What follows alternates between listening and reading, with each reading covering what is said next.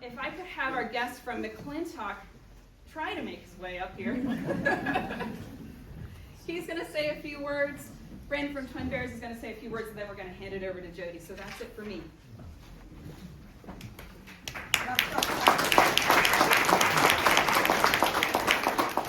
Good evening, everybody. My name is Alex Preet. I'm the general manager of the McClintock Distillery, just one block up the street here, off of Carroll Street.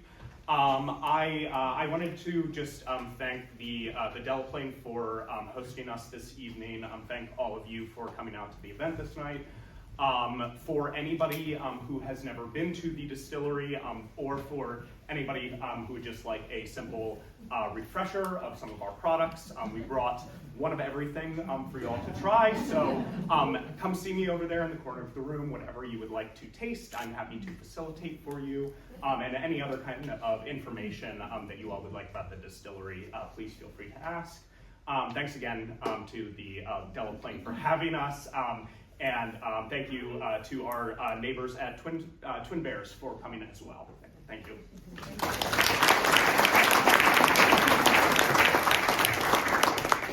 Hi everyone, I'm Andrew, Twin Bears Bakery. First and foremost, thank you everybody for braving the cold and coming out here. It's great looking out. I see so many familiar faces here, so I'm surprised and I'm also not surprised. It's been a wonderful learning lesson. For those who don't know, we are a naturally fermented bakery. We make everything with sourdough. We specialize in utilizing local grains. So we have a full milling operation. We mill all of our own flour in-house and do our best to try to stay true to the roots of the craft, which is baking. We found a wonderful property as we were looking for a place to call home here in Frederick. We've been baking for the community for about 4 years.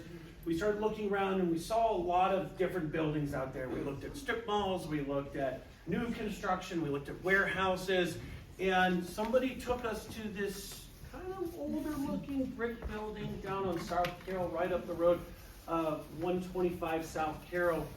And he said, you know, I think you'd be interested in the building. I think the real estate agent did a great job of underselling it. So we're wandering around this building. Wow, this is nice, industrial.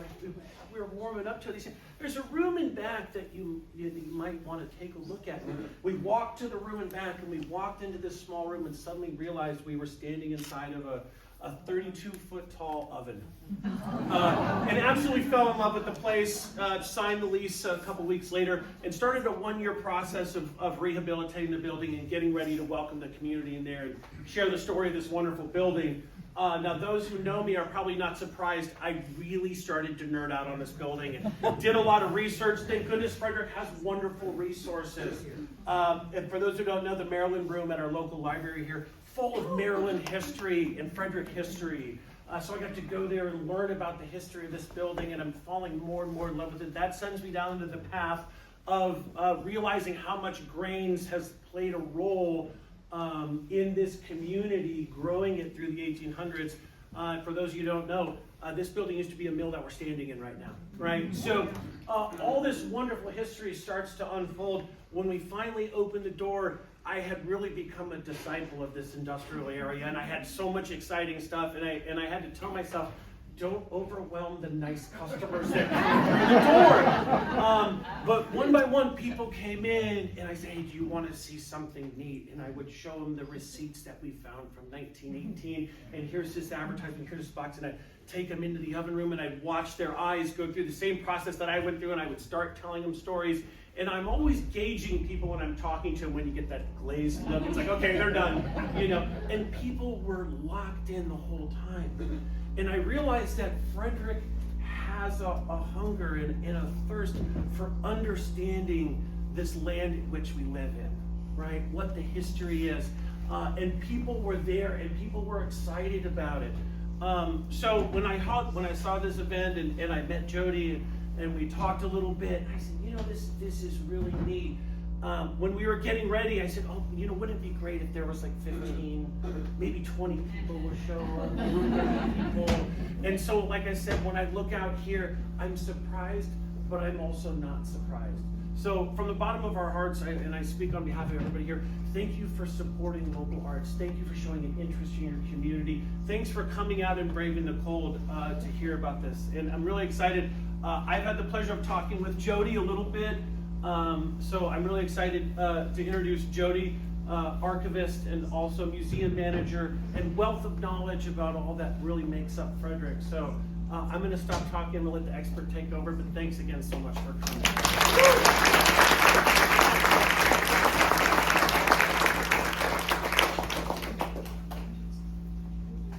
Well, good evening, everybody. It is such a thrill to see all of you here. Thank you so much for coming out.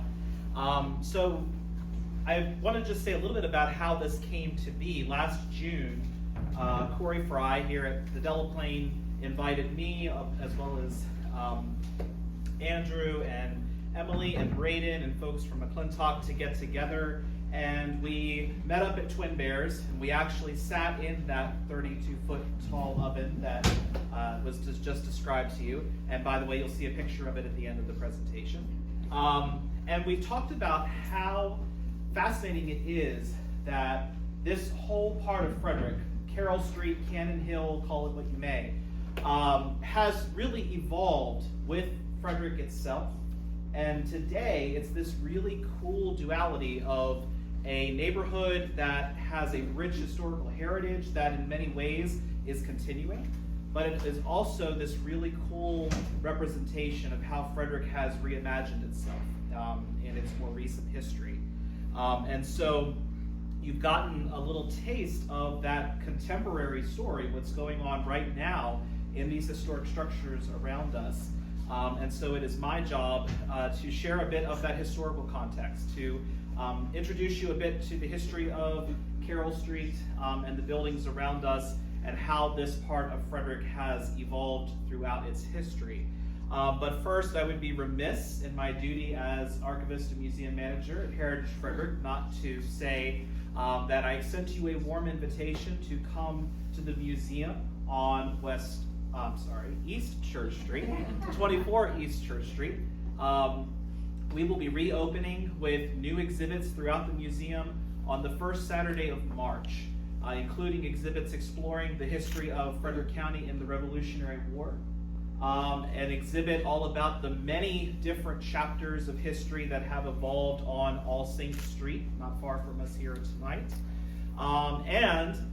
Because those are some very important but heavy topics, if you go upstairs in the museum, you can see a new exhibit on toys in Frederick County history, and an exhibit called Growing Gold in Frederick County, which is all about the very interesting history of goldfish cultivation. So, a little bit of something for everybody. Heritage Frederick is your museum of Frederick County history, and we invite you to engage with us in the museum, in our research center, from which a lot of the images you will see tonight are gleaned. But we extend a warm welcome to you to come and increase your engagement with Frederick's history at Heritage Frederick. So, now we go into buildings of industry on Carroll Street. The history of this part of Frederick really begins at the very start of the story of Frederick itself. We go all the way back to the year 1745. We're actually going to go just a few years earlier than that, because a letter survives written by a man named Daniel Delaney, who is pictured here on the screen. It is a letter that he wrote to Charles Calvert, the 5th Baron Baltimore.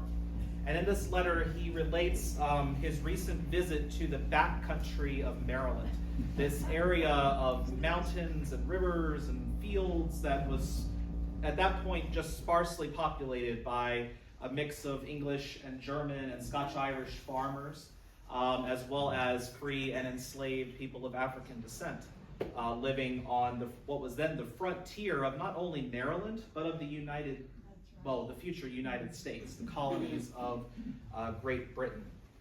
In this letter, Daniel Delaney describes the area as being, quote, rich and fertile soil, well furnished with timber of all sorts, abounding with limestone and stone fit for building, good slate and some marble. And he comments about how much opportunity this land presents. And he himself decides to seize that opportunity Within a few months, he is purchasing massive tracts of land in the Monocacy and Catoctin valleys.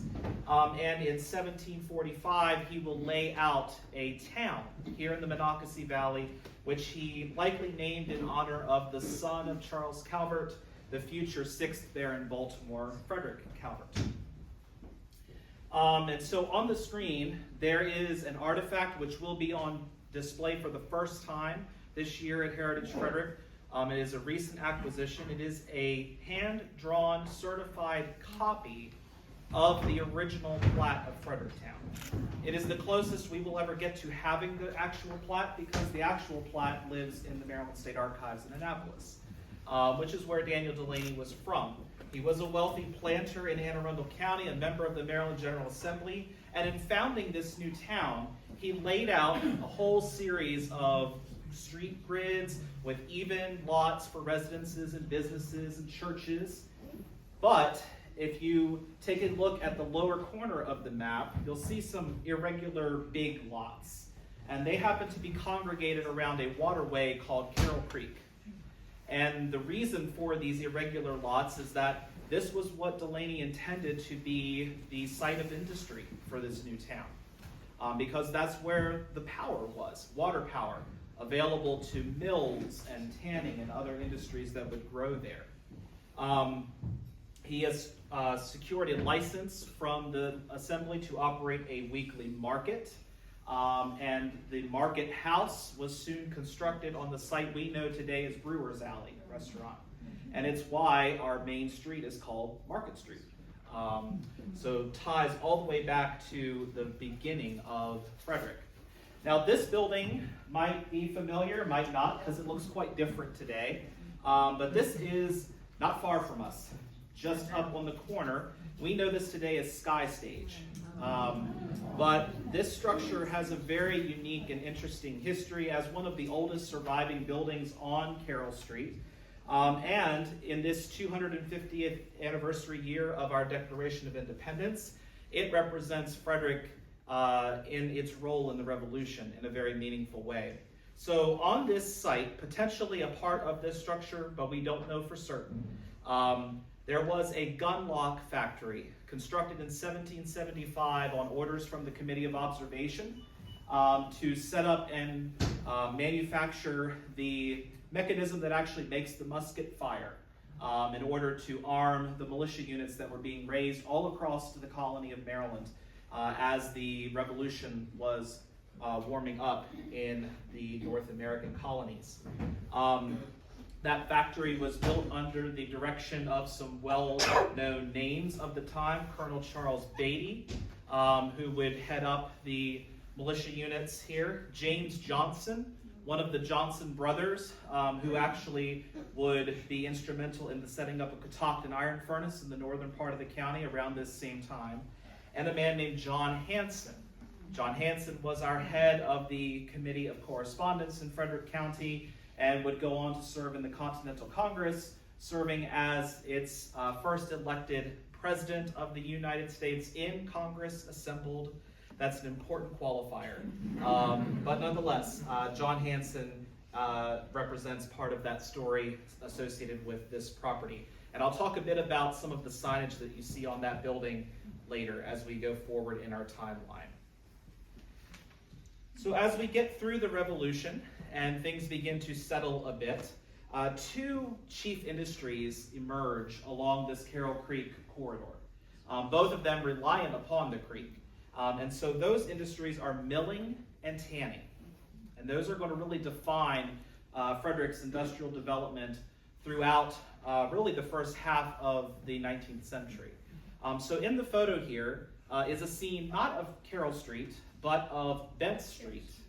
And off on the left is the stone city mill, also known as the Bent's or Zentz mill.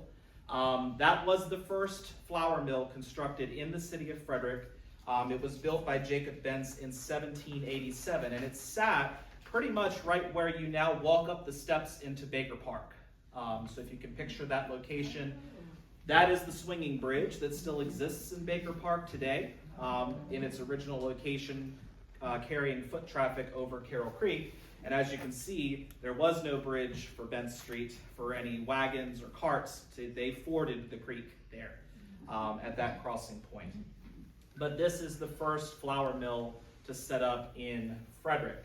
And of course, as we move forward in that history of flour milling, this building that we are gathered in tonight becomes very important to that story. Just to give you a sense of how important milling was, wheat was the chief crop grown on Frederick County farms in the 18th century and well into the 19th century. And the census from 1810 gives us a real sense of just how extensive this operation was. So in 1810, Frederick and Washington counties produced $1.5 million worth of milled goods. That's $1.5 million in 1810 currency. Equated today for inflation, that's in excess of $45 million. And it was more than all the rest of the counties of Maryland combined in terms of our wheat and flour and grain output from Frederick and Washington counties. In 1810, there were 110 mills operating across Frederick County, with the caveat that in 1810, about 2/3 of Carroll County still belonged to Frederick County. So that number includes mills that were in what we know today as Carroll County. The other important industry that I mentioned was tanning. Tanning was really the chief manufacturing industry in the 19th century, certainly pre-Civil War here in Frederick County. By 1810, there were 8 tanneries operating along Carroll Creek, including 2 directly across the creek from where we are sitting here tonight, on the sites of what are now McClintock Distilling and the site of the future hotel being constructed on the other side of Carroll Creek. And the pictures here on the screen, these are taken at the tannery that was on the hotel site. So straight across the creek through that window, through that wall there, are where these images originate from. So tanning, of course, was the processing of animal hides into durable leather that could be used for any amount of goods, shoes, belts, saddles and harnesses, all kinds of uses for leather that was prepared in these tanneries. And tanners would rely on a number of resources that were plentiful here. Water from Carroll Creek, lime from the copious limestone that lies beneath the Monocacy Valley, and wood, because you need bark to tan leather, and bark from specific trees which grow plentifully in Frederick County. So tanners would first use a mixture of water and lime to soak the hides and use draw knives to scrape the hair off of the hide. Then they would place them in pits, or vats as they called them, in the ground with a mixture of the milled bark and water, and allow them to cure over a period of weeks, months, depending on what type of leather they were producing. It was a heavy and a dirty job. It was a smelly job, as you can imagine. So while we have very pleasant surroundings here tonight on this site, rewind the clock 200 years, it would not have been quite so pleasant to be sitting here when those tanneries were in operation. We know a bit about the labor that was engaged in the tanneries, thanks to surviving records from Frederick City, specifically the 1835 tax roll for Frederick, which accounted in its valuation of personal property enslaved individuals. And we know that the Byerleys enslaved 3 men between the ages of 15 and 45 in 1835, who were working in the Byerley tannery.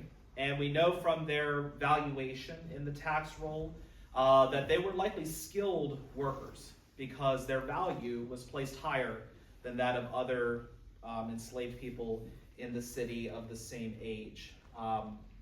So we know that that is one instance of industry here along the creek in Carroll Street where enslaved labor was engaged. And that has been revealed through recent research done as part of Frederick City's Sites of Enslavement initiative that will soon be marked on that site by a wayside marker. So because we're gathered in an art gallery, I can't fully talk about history and not include a bit of art in our description of Carroll Street. And so thanks to a Frederick-born artist, we do have some representations of what this area looked like in the early 19th century, 1820s time period. This painting, watercolor, was done by an artist named George Schley. Schley was born here in Frederick. He trained with the Peels in Baltimore. Was not quite a Peel level artist, but created for us a small body of work that really depicts what Frederick looked like in the first quarter of the 19th century. And here he's depicting Carroll Creek flowing in front of what appears to either be a stable or possibly one of the bark sheds at a tannery. So if you look in the picture back here, you can see the huge sheds that they would store the tree bark in. That potentially is what he's depicting here in this watercolor.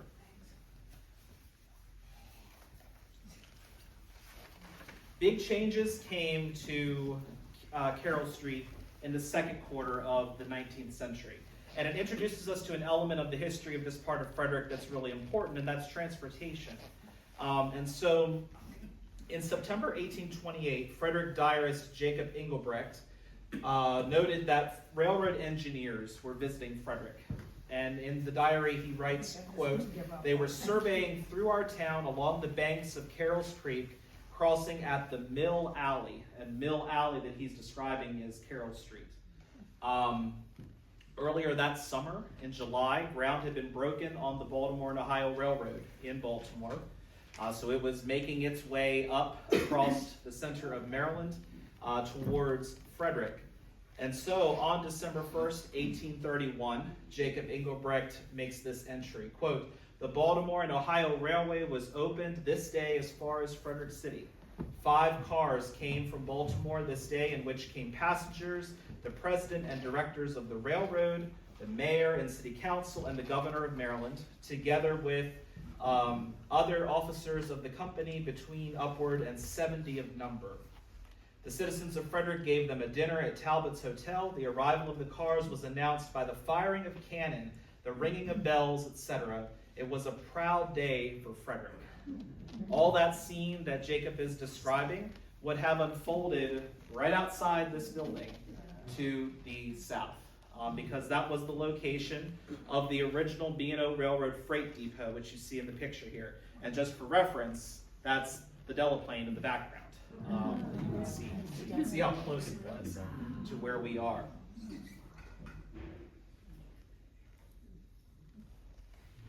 Coincidentally, that cannon that he mentioned being fired is why this is called Cannon Hill. Because at the top of the hill, as you can see in this illustration, those 2 large white buildings are what we know as the Hessian Barracks, or the Fredericktown Barracks, or otherwise the campus of the Maryland School for the Deaf, if you're not familiar with those buildings. But that was the military drill ground and barracks in the city of Frederick from the Revolution up to the Civil War. And that's where the city cannon was kept. So when it was fired for these grand occasions, like the visit of the Marquis de Lafayette in 1824, or the arrival of the first train on the B&O, the cannons were fired from that hill, and that's where we get the name Cannon Hill from. This illustration is one of the most incredible pieces of art for understanding Frederick's history. And it's just a portion of it. This is the 1854 lithograph View of Frederick, Maryland, by an artist named Edward Saxey, who was from Baltimore.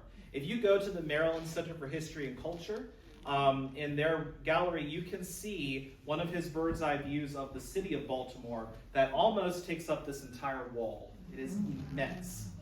The level of detail captured in these bird's eye views, in an age, mind you, before airplanes and use of hot air balloons and things that would allow you to get high vantage views of the towns that he was painting, is incredible.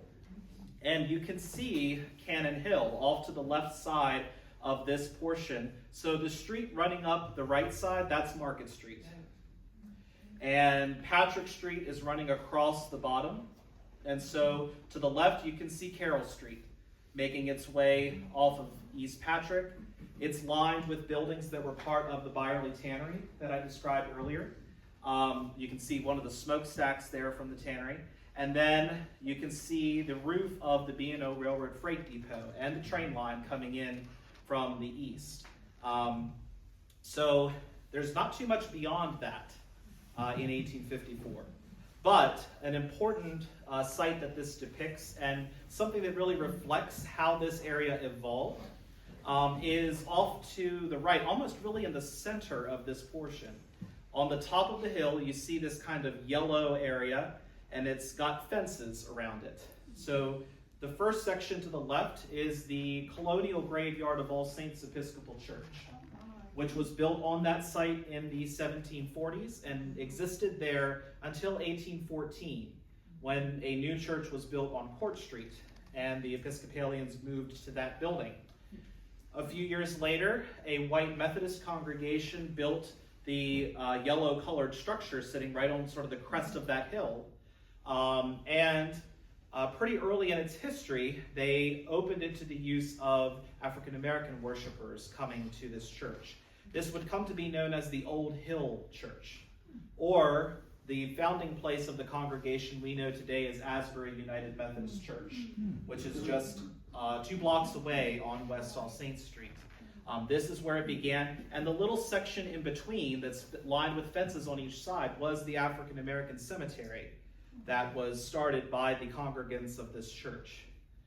So this is really one of the most detailed depictions we have of that site, because if you're familiar with that area today, that all exists underneath a humongous condominium complex. And before that, it was the Greyhound bus terminal. So that site has changed dramatically from the time that this depiction was made. But this engraving really just is such a key to so much Frederick history. It gives you 2 bird's eye perspectives of Frederick, looking north and south. And then it's surrounded by individual pictures of churches and fire halls and the courthouse and prominent buildings in the town. Coming up to the Civil War period, a different type of focus was placed on this area, and particularly in 1864. So because the railroad was here, this became the natural location for building warehouses to store different supplies and stock that would be brought in on the train or shipped out on the train. And a number of those warehouses actually still survive, including 2 directly across the street from us. So the photo at the bottom here is of John Tyson's warehouse. That building still exists, and it looks almost exactly the same today. It's the last building that you see before you get to the Carroll Creek Bridge, right outside of the building here. So because of Frederick's strategic location and its transportation connections, at the outbreak of the Civil War, those warehouses became military supply storehouses. As the city of Frederick was occupied, and we had hospitals set up here for the treating of wounded soldiers. And so the big event that would involve those warehouses came in July 1864, when Confederate soldiers occupied the city and levied a demand of $200,000 on the city on threat of its destruction. Now they made a caveat in that demand. They said, you can pay us a portion in supplies. And the thought that behind why the price was so high was because that was really the intent, was for them to get the military supplies that were being stored here. After an attempt at negotiating by the city government that was unsuccessful, they decided that in order to prevent any of the supplies from going into the hands of the Confederate Army, they would draw out loans from the 5 banks in the city and pay the Confederates cash money, $200,000, to save the city from destruction. And so they did just that. And interestingly, the last payment on that loan was made by the city in 1951, by which time, with interest, the city paid back about $600,000 on the original $200,000 loan. But it saved the city, At the same time that this was happening on the streets right outside of us, the Battle of Monocacy was being fought at the Monocacy Junction along the river.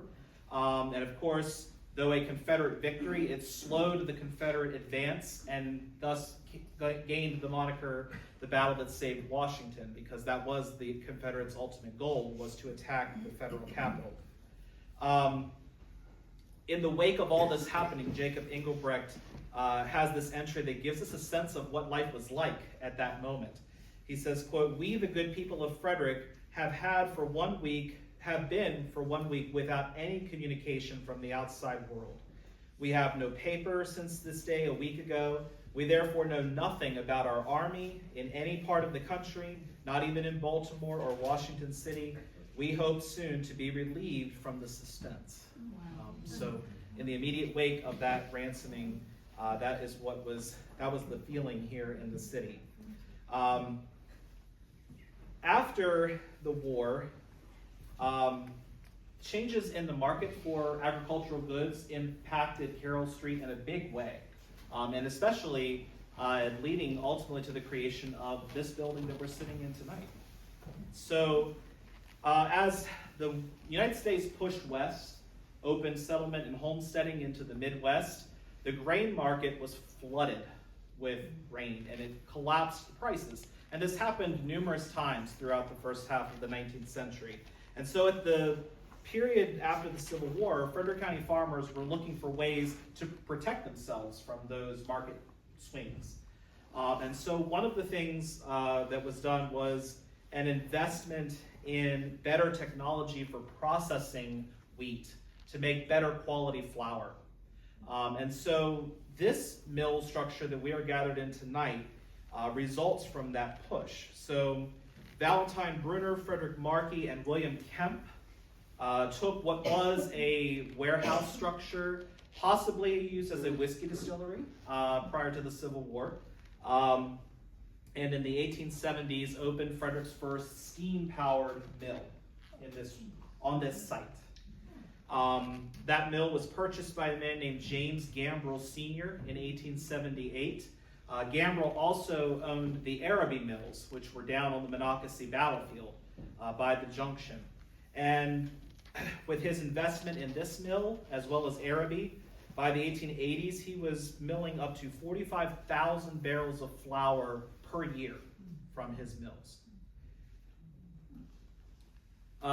In 1902, James Gambrill organized what was called the Farmers Co-op. What we know today is Farmers Co-op, but what started out as the Farmers Exchange. And that Farmers Exchange was located in the building that I showed you earlier as Sky Stage. That was its first location in 1902. And the Farmers Exchange was set up again as this way of helping to insure farmers against some of those big market fluctuations. The exchange was a joint stock venture. 180 farmers across Frederick County bought into this organization that operated its own mill here in this structure to mill their flour, to mill their wheat, but also helped to provide fertilizer and seeds and farm implements locally for the farmers. At the same time, the mill here went through some pretty significant fires, one in 1892 and another in 1906. And so you actually can see in this photo the burnt out ruins of this structure that we're in tonight after the 1906 fire. But after both fires, the structure was rebuilt. And in particular, in 1906, after the fire that this photo was taken after, the mill was reconstructed by Gambrill and a man named D.W. Dietrich of Philadelphia.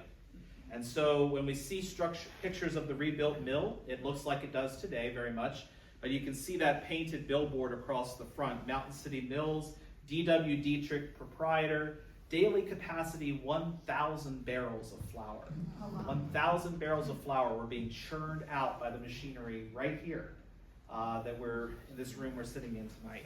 And in fact, if you go up to the third floor, up in the top level of the center here, you can still see some of those roller machines in place that they used for processing the flour, which is really remarkable. By 1910, that capacity of 1,000 barrels a day was churning out of the mill here. James H. Gambrill Jr. Joined the partnership and helped to expand the business. And one of the areas of expansion would create the building we know now as Twin Bears. So in 1909, Gambrill Jr. joined with his brother-in-law, David Charles Weinbrenner, his mill partner, D.W. Dietrich, and R. Rush Lewis to form the GL Baking Company. GL stands for Gambrill and Lewis. And R. Rush Lewis was a dairy farmer who owned one of the largest and most prosperous dairy farms in Frederick County, known as Locust Level. We know it today as Costco. Just south of Frederick at Evergreen Point. The bakery occupied a new structure built on Cannon Hill, next door to a stone warehouse which was used by the Farmers Exchange, another of Gambrill's businesses. The September 1st, 1909 issue of the News offers this description of the new building. Quote, "The company's building is a new one and it is equipped with a complete outfit of machinery of the most improved type for the production of bread, rolls, cakes, pies, etc. Its ovens in particular being of the finest character. The building is so arranged that through the large windows facing the street, the public can have a view of the machinery and the bakers at work." In 1912, the GL Baking Company advertised itself as Frederick's, quote, "progressive bakery," and explained that description as follows. First, to supply the needs of a modern sanitary dairy. First, to install sanitary method of wrapping bread at the bakery. First, to use all Frederick-made flour. Another article from 1923 touted 75 varieties of crackers and cakes being made at GL Bakery and sold through their own retail shop on Court Street called the Cracker Shop. So clearly there was a bit of a monopoly here on Cannon, because the Gambrills and Dietrichs and Weinbrenners were not only milling their flour, then baking it, then selling it. So it was a bit of an operation here. This aerial photograph really kind of shows Carroll Street and Cannon Hill at really the height of this industrial period in its history, from the 1930s. And there are a couple of interesting things revealed in this. If you look off sort of to the top right, you see this dark curving line coming down through the center of the picture.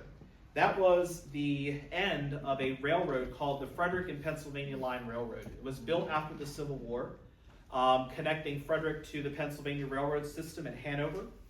And it entered the city after coming down through Woodsboro and Walkersville, which actually today you can still ride on part of it. The Walkersville Scenic Railroad runs over the old Frederick and Pennsylvania Line tracks.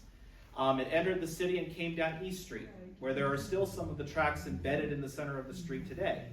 And then once it crossed Patrick, it swung to the east and joined the B&O. So you can see the B&O lines coming in, spreading out into the big yard that existed around the freight depot. The mill that is the Delaplaine is visible there. Try to circle it. I don't know if that shows up there. There's the Delaplaine. What's the orientation of this photo? I'm sorry? Where's north on this photo? The orientation of this one? You are looking, so right here is Carroll Street. Okay. And the top is East Patrick Street.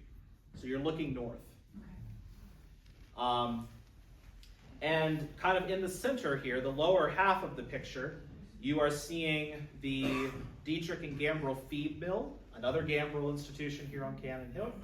And behind that, Frederick Trading Company and the Monocacy Valley Cannery. Canning was another big innovation to really revolutionize agriculture in Frederick County after the Civil War. Lewis McMurray opened the first cannery in Frederick on West All Saints Street, and really demonstrated for farmers that they could successful diversify into crops like corn and tomatoes, sell them to the cannery to be processed and packed and sold on the market. And that diversification was really important. Also alongside that, is the growth of the produce industry in Frederick County, which is still active today at McCutcheon's, just a couple doors away from us here, up along the creek. So you can see all of that agricultural industry that was concentrated here. Frederick in this time period really had kind of two industrial areas. This area of Cannon Hill and South Carroll Street, which was the agricultural based industries primarily, and then East Street, which was the manufacturing industry. So East Street was where you had Eveready and Ox Fiber and all kinds of other industries that you can come to Heritage Frederick and learn about. We've noted that transportation is important to the history of Carroll Street, and another component of that story arrived in the 1890s, and that was the construction of the Frederick, what would become known as the Frederick and Hagerstown Railway, or the trolley, as it's fondly remembered. This was an electric railway that was built in various segments over about a decade, leading up to the turn of the 20th century, and ultimately connected Thurmont with Frederick via Braddock Heights through Middletown, Myersville to Hagerstown to Williamsport, Maryland, all connected by an interurban trolley system. And the company that ran that still exists today as Potomac Edison, because they found out pretty quickly that the electricity they had to generate to run the trolley was worth a lot more than the trolley was. So they could make a lot more money selling the electricity. In 1910, a new terminal for the trolley was built right at the end of Carroll Street here on the corner with Patrick Street. You can see the picture of the building here. Might look recognizable to you because it's still there today and looks very much the same. And then that is Carroll Street extending down on the right side. This photograph was taken during the construction of the original post office building, which was where the parking lot of our current post office is now located. The trolley terminal had a passenger depot in the front and then a freight depot that extended back along Carroll Street. So you can see the view of that today. And again, it still looks pretty similar to that today. And there is an image of one of the trolley cars on the tracks that came down Carroll Street. But sadly for the trolley, just about 18 months after that brand new terminal opened on Patrick Street, another company was formed that ultimately would lead in the charge that would bring the era of the trolley to the close. And that was the creation of the Ideal Garage Company. So the Ideal Garage Company was formed in 1911 by the merger of two garages under the management of a man named James Harry Grove Jr., for whom Harry Grove Stadium is named. He formed the company, and in late 1911, the Frederick News reported that, quote, the Ideal Company announced plans for a new building to be thoroughly modern.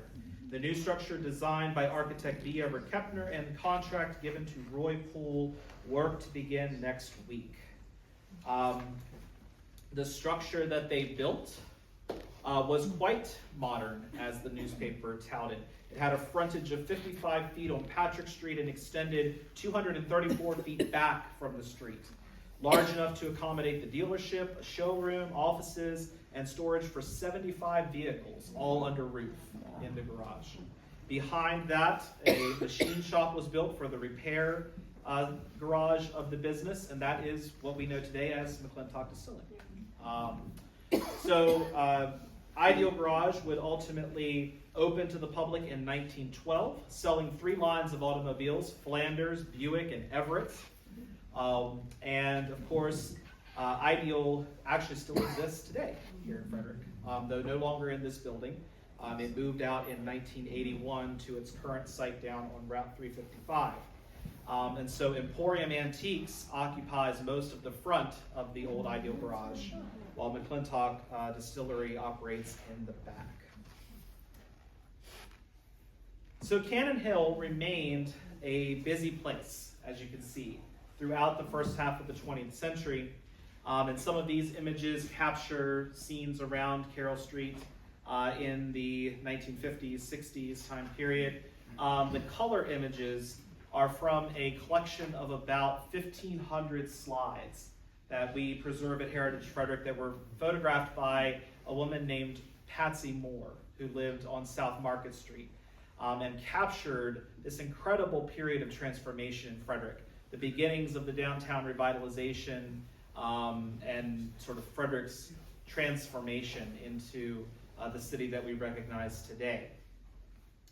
But there's also at this time a story of decline in a number of the industries that operated here on Carroll Street.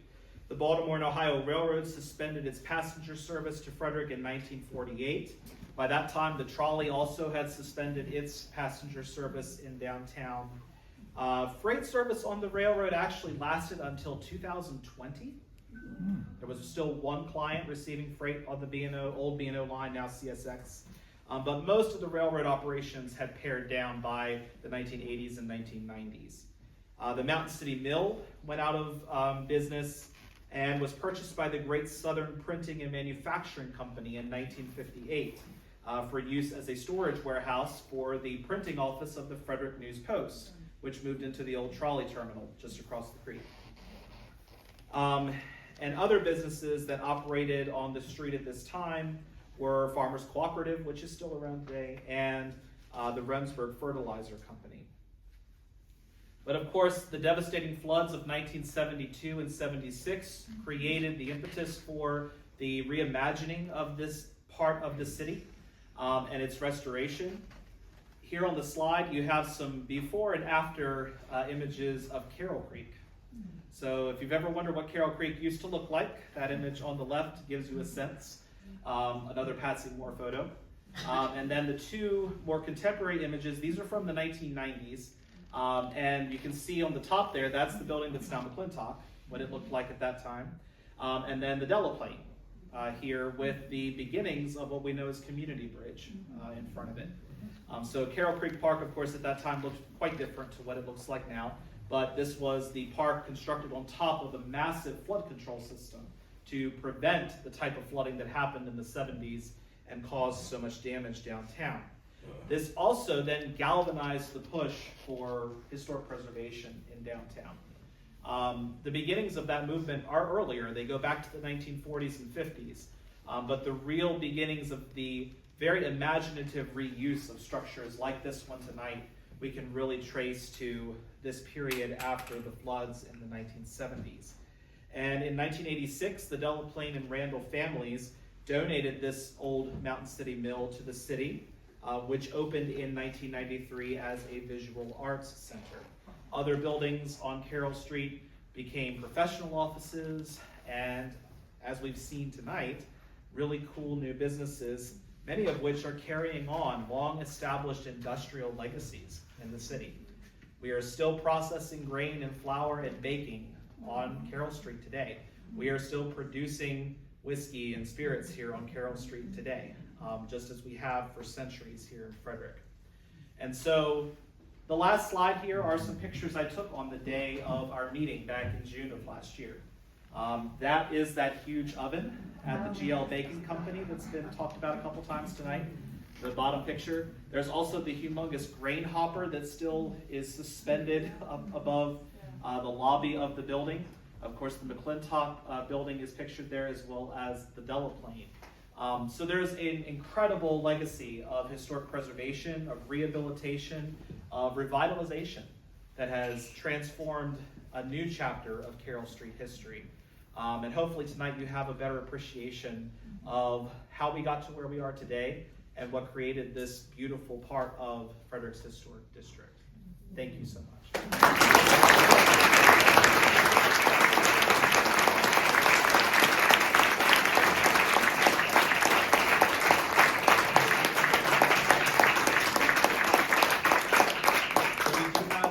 Crowd, but we can take questions if anybody has any.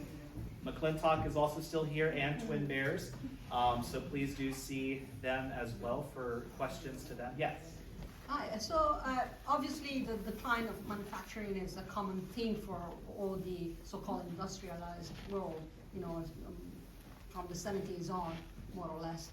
But one thing that struck me particularly in Frederick is the fact that was accompanied by a complete disconnection.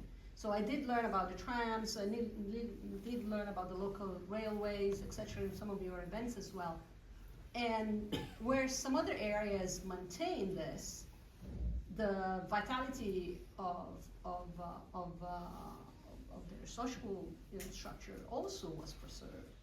And so I guess my question was like, it's a thing that they kind of did to themselves besides the push of, putting manufacturing elsewhere. Or, I mean, because, you look at, I don't know, Baltimore, Frederick in 1750, same thing. I mean, one had a big arbor and it had a different destin, but they were all that different. And one remained, very small, kind of provincial, whatever. The other one, obviously became a metropolis. And this loss of connection in between the two, I think that it kind of gave it the coup fatal, if you will. Frederick has a very unique history in that it has always existed, I don't want to say on a fringe, but it has never fully embraced a single era in terms of industrial or economic transformation. And by that I mean, like, if you look at Frederick in the early 19th century, all right, there's conversations about the building of the B&O Railroad. And some people in Frederick were like, this railroad's a crazy fad. That's not going to do anything. We don't want all the soot and the smoke and the noise in the city. And so the main branch line doesn't come through Frederick. We're on a spur line that splits off, and you have to intentionally want to come here to get here on the railroad. And so we've put a bit of distance. We haven't wholeheartedly gone into it. The same is true in the industrial development that comes in the post-Civil War years. If you look at a city like Hagerstown, not far away, in that same time period, totally different industrial environment, mass manufacturing, and really more of almost kind of a Rust Belt level type industry, heavy industry. In a city that has very similar historic origins and characteristics to Frederick. But in Frederick, we developed more small, manageable industries. We had manufacturing here. This was an industrial town, but it wasn't the sole generating source of economic activity. Agriculture has always remained kind of central in the economy. And so now we see that diversified approach still playing out. Agriculture is still a presence in the county, and an important presence. But tourism and heritage tourism in particular are really important components of the local economy. So Frederick has always, just sometimes perhaps intentionally, sometimes by chance, kind of cushioned itself a bit. And I think that's enabled the city to survive in a way that's a bit distinct and different. And it's partly why we have such an intact historic district, because we didn't go through the massive urban renewal that changed other urban landscapes in the 20th century in particular. So I hope that answers your question. Yes. Who did the ransom go to that last? That's an excellent question. One that many people have been trying to figure out for a long time. And the answer is, we don't know. I don't know where the money actually ends up going. It rides out of town with the Confederate officers in July of 1864, never to be seen again. And despite that, the city pretty early on made efforts to get that money paid back. So even as early as the 1870s, there was a war claims case put before the federal government. That's where we really see the testimony from the city leaders saying, look, we did this to prevent supplies falling into the hands of the enemy. So they really make that point clear. But it doesn't result in a bill to pay the city back. The late Senator Charles Mathias, a couple times in his career, tried to pass bills to get money spent back to Frederick without the desired result. But where the money actually went, I don't know that answer. That's something I think we're still looking for. Yes? I just it was new to me about how big wheat was. That's the 1700s, right, and 1800s. But my understanding as a 35-year resident of Frederick County is how big dairy has been. Yes. So is that part of the story, the switch from wheat to dairy? It is. So it's part of that post-Civil War kind of diversification. So really pre-Civil War, you see the farmers relying very heavily on the wheat business. And they're not just growing wheat for flour, they're growing barley and rye. That's why we have distilling as such an important part of the history in Frederick County. But it's all grain oriented. So it's the technological advances, it's the railroad, it's refrigeration that makes the dairy farming industry become so big in Frederick County. And that transformation comes in the late 19th century. Just a couple blocks from us here was the White Cross Dairy, which was built right along the B&O Railroad, so that the milk could be brought in, processed, and sent out on the train. And just not far from it, actually in the aerial photo here, right up here on what would today be the corner of East Patrick and East Street, that was the Hygeia Ice Company.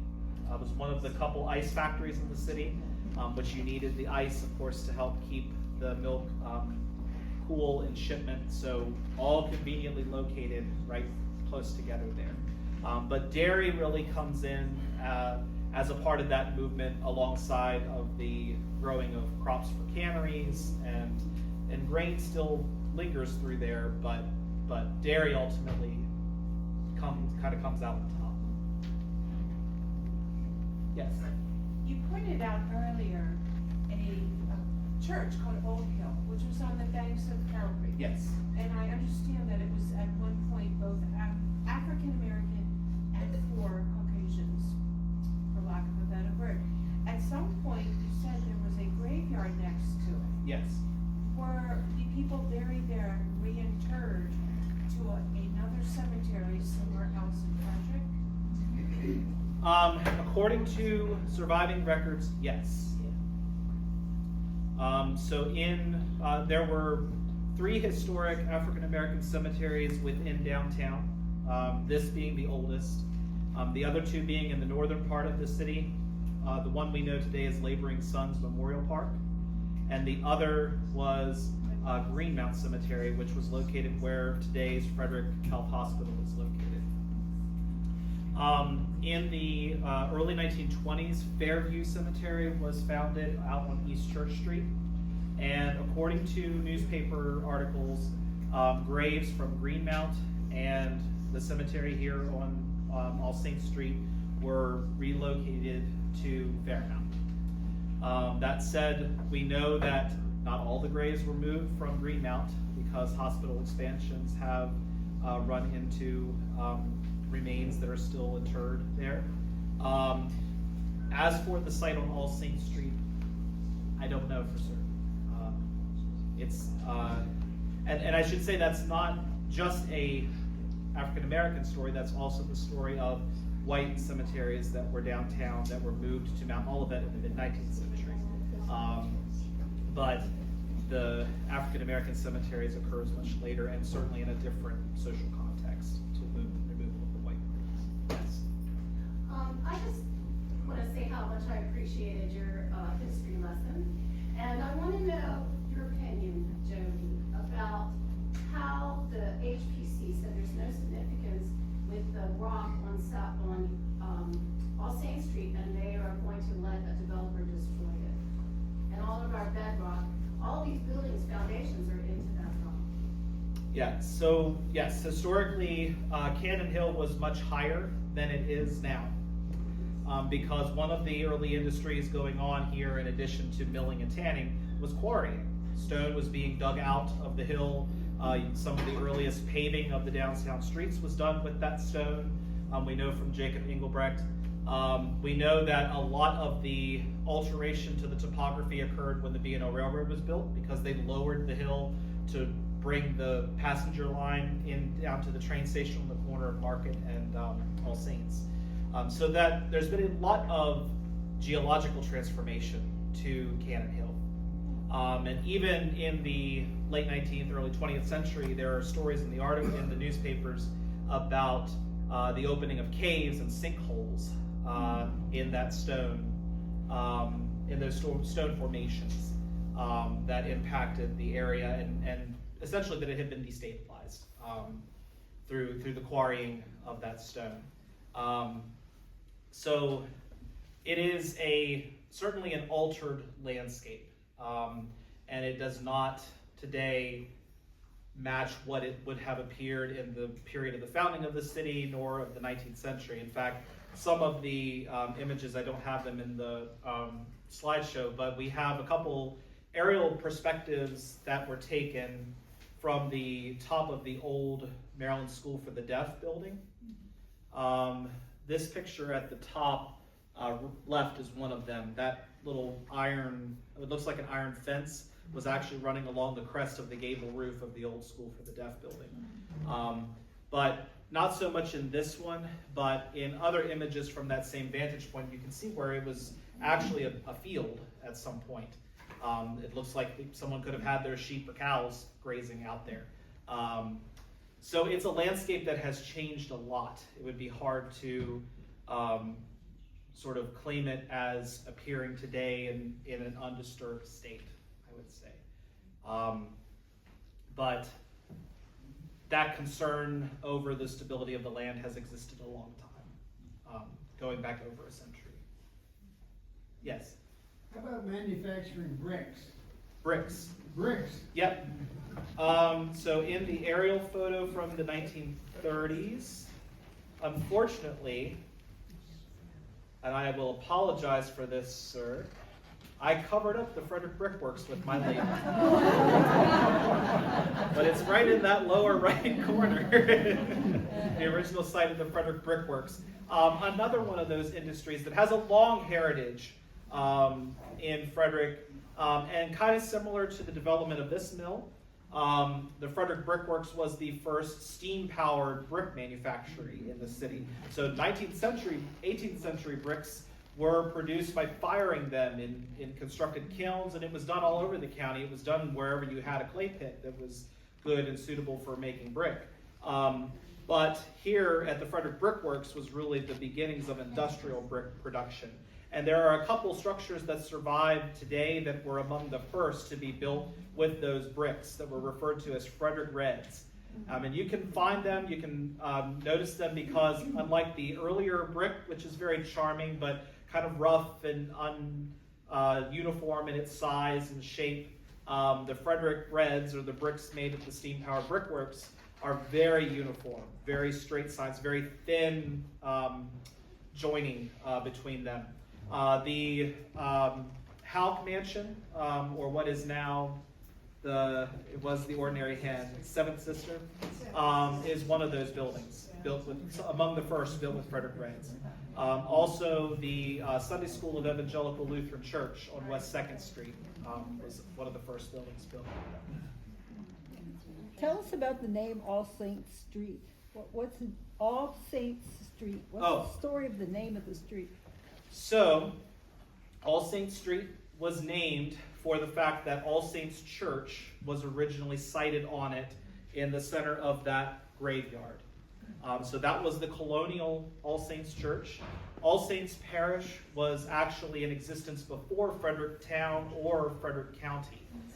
So the parish was separated a couple of years earlier in the early 1740s, and a church built. And so when Daniel Delaney laid out Frederick, he set aside lots for churches.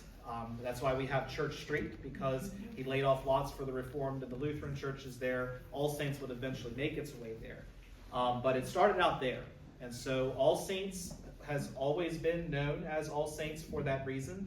And if you look even back to the original plat of Frederick, and I'm not sure that it will show up on here, it's very small, but it is noted as All Saints Street in 1782, which is the date of that map.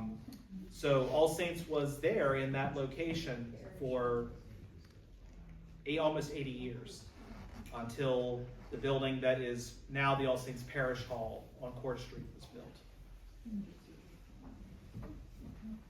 Yes? On that theme of preservation that you were talking about earlier, in looking at this neighborhood, as you were saying, it's so beautiful to see new businesses giving new life to these historic structures.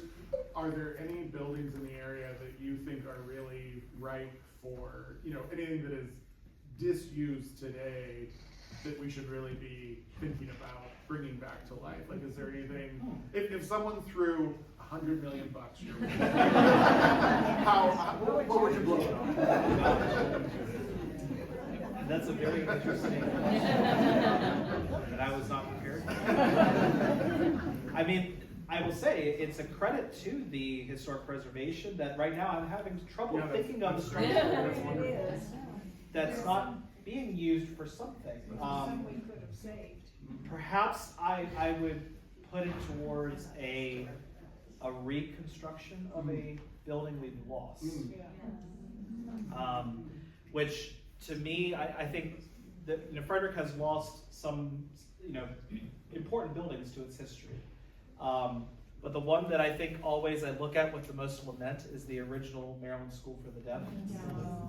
I shouldn't say original, the Hessian Barracks was the original. But the old administration building of the Maryland School for the Deaf was an incredibly beautiful structure. One that did contribute almost as much to the skyline of Frederick as the cluster spires. And it loomed over the town, partly because it sat on top of Cannon Hill. So it had the topography, and then it was also a 5-story building. But a structure that really was a beautiful building. That I think of all the ones we've lost, that's the one I always look to. Think, oh, that one really makes me sad. But that's an excellent question. I will give more thought to that because I know there are buildings that aren't being used. But really, it is, I think, a credit to the work that's been done over the last half century. That so much of the building stock of the downtown has been preserved and beautifully so. I saw a hand. Yes. The overhanging walkway that runs over the street, do you know what the industrial use of that was? So I don't know for certain, but I believe it was constructed at the time period that the building on this side was Dietrich and Gambrill feed mill. And the building on the other side, the stone structure that had a fire recently, there's a building we should restore. Yes. That was at the time a part of the Farmers Exchange, or Farmers Co-op. And I think the connected walkway probably was built then. They were both under the operation of the same, they're part of that little Cannon Hill monopoly. So I think that connecting pathway probably dates from that time period. Yes? From what I understand, the former Byerly Tannery on Carroll Creek is either already is or is being torn down because of a hotel.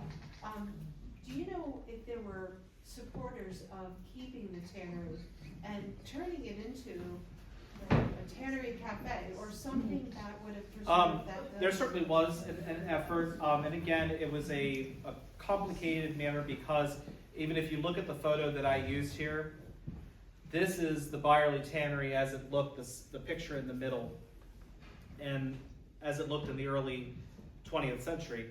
It was very much damaged by, it had a fire similar to this building, and as the tannery industry was winding down, the lack of upkeep of the buildings contributed to their decline. And so the structure that was standing there was not a full original tannery structure. It was associated with the tannery, but it's not, to my knowledge, any of the buildings you can see in that photo. But there definitely was an effort at preserving it. There was archaeological work done on the site prior to the new construction project that was documented and survives, as well as, of course, photographic and documentary records. All right. Thank you all so much for the insightful.